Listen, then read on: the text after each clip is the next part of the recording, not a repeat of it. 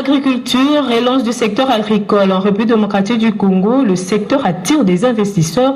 La firme AM Real Estate est venue présenter au ministre de l'Agriculture une enveloppe de 20 milliards de dollars américains pour le développement agricole en RDC.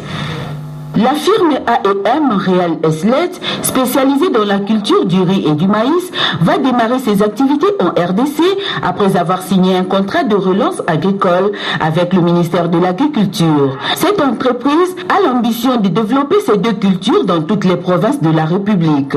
L'investissement est de 20 milliards de dollars échelonné par tranche de 2 ans. Nous étions ici il y a 3 semaines pour explorer le terrain et voir ce que nous pouvions faire. Et maintenant, nous sommes de retour et nous avons signé le contrat avec le ministre de l'Agriculture pour cultiver et couvrir presque la totalité du territoire congolais. Nous parlons d'un contrat d'une durée de plus de 10 ans avec un investissement de plus de 2 milliards, on terme jusqu'à 20 milliards et chaque année nous pourrons aller jusqu'à 2 milliards. Le ministre de l'Agriculture nous a arrangé le terrain et il va nous mettre en contact avec les différents gouvernements des différentes provinces et va établir une équipe qui va travailler en accord avec nous.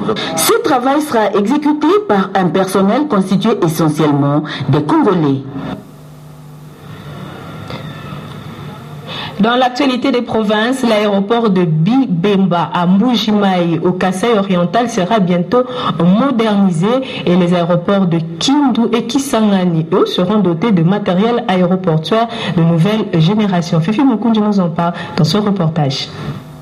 La modernisation de l'aéroport de Bipemba Mbuji-Mayi, la fourniture et l'installation du matériel au site aéroportuaire de Kindu et Kisangani sont les éléments constitutifs d'un projet qui ne manque pas de soulever les ambitions. On avait pour preuve la présence d'une 60aine d'entreprises qui se bousculent à la porte de la commission de marché de la régie des voies aériennes. Les représentants du gouverneur du Kasaï oriental, du ministre des tutelles et le délégué du principal financier, en l'occurrence la Banque africaine de développement, ont assisté à l'ouverture de plis d'offres qui précèdent l'examen des dossiers de chaque soumissionnaire. Aujourd'hui, après avoir rempli toutes les formalités d'appel d'offres, les sociétés ont soumissionné pour réaliser les travaux prévus sur la plateforme de Mbuji-Mayi. De ces travaux, l'aéroport de Mbuji-Mayi sera doté d'une nouvelle piste pratiquement, d'une centrale électrique, d'une tour de contrôle équipée, ainsi que d'une centrale, et sans oublier des équipements d'aide à la navigation aérienne, un vol de main qui seront installés pour la première fois sur cette plateforme de Mbuji-Mayi.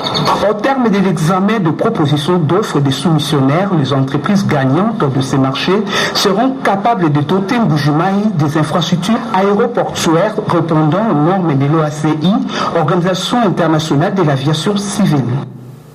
Retour dans la capitale pour parler assurance. Et bien désormais tous les sinistres seront pris en charge pour tous les assurés. Le secteur des assurances attire des investisseurs dans ce domaine. Le cas du groupe Activa qui a annoncé ses couleurs au cours d'une conférence de presse organisée hier à Kinshasa. Oscar Mbaïkaïch. Libéralisation du secteur des assurances en RDC est une véritable manne pour le pouvoir public qui a besoin des moyens de sa politique. 10 millions de dollars américains comme caution pour l'établissement d'une société d'assurance en RDC, exigence de loi du pays que les acteurs sont tenus à respecter. La RDC constitue aujourd'hui une aubaine.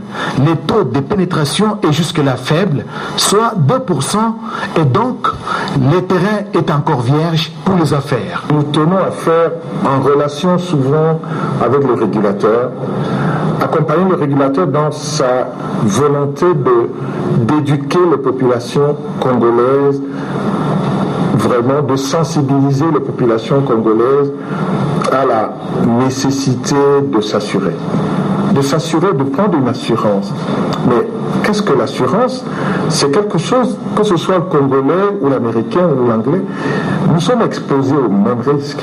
Sur le plan individuel, dès que nous nous levons le matin, nous courons des risques. Nous pouvons trébucher au saut du lit et nous blesser. Nous pouvons tomber malade. Nous pouvons blesser quelqu'un. tous les actes de la vie comportent un risque. Et le travail de l'assureur est d'essayer de vous libérer de ce risque-là pour vous permettre de vivre une vie sereine. Cette conférence de presse a permis aux organisateurs, le groupe Activa Assurance, d'étaler ses ambitions. Donc nous écoutons le client pour comprendre quels sont ses besoins d'assurance. Et face à ces besoins, nous essayons de concevoir des solutions qui puissent correspondre à ces besoins. Ces besoins, c'est dans l'étendue des garanties. Ces besoins, c'est dans la limite de son pouvoir d'achat qui nous permet effectivement de concevoir un produit de contours de garantie et surtout un niveau de prime d'assurance compatible avec son pouvoir d'achat. Le groupe Activa se veut un leader dans les secteurs avec une solidité financière avérée et une gamme complète de produits d'assurance vie et non-vie. Elle compte toucher toutes les couches sociales de la population.